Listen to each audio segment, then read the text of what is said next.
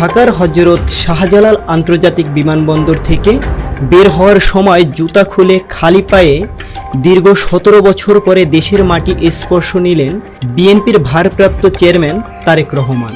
এ সময় জন্মভূমির এক টুকরো মাটি হাতে নিয়ে স্পর্শ নেন তিনি। এরপর বিমানবন্দর থেকে লাল সবুজ বাসে চড়ে রাজধানীর কুড়িল সংলগ্ন পূর্বাচলে জুলাই ৩৬ এক্সপ্রেস ওয়েতে আয়োজিত সংবর্ধনা অনুষ্ঠানে যোগ দিতে রওনা হয়েছেন বিএনপির ভারপ্রাপ্ত চেয়ারম্যান তারেক রহমান।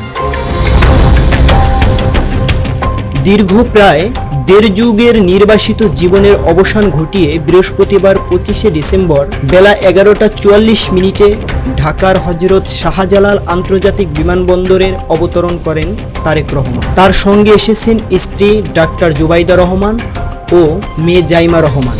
বিমানবন্দরে বিএনপির ভারপ্রাপ্ত চেয়ারম্যান তারেক রহমানকে স্বাগত জানান বিএনপির মহাসচিব মির্জা ফখরুল ইসলাম আলমগীর এবং স্থায়ী কমিটির সদস্য সহ শীর্ষস্থানীয় নেতারা। সংবর্ধনা শেষে তিনি এভারকেয়ার হাসপাতালে চিকিৎসাধীন মা বিএনপির চেয়ারপারসন খালেদা জিয়ার সঙ্গে সাক্ষাৎ করবেন। পরে গুলশান ২-এর ১৯৬ নম্বর বাড়িতে যাওয়ার কথা রয়েছে তার।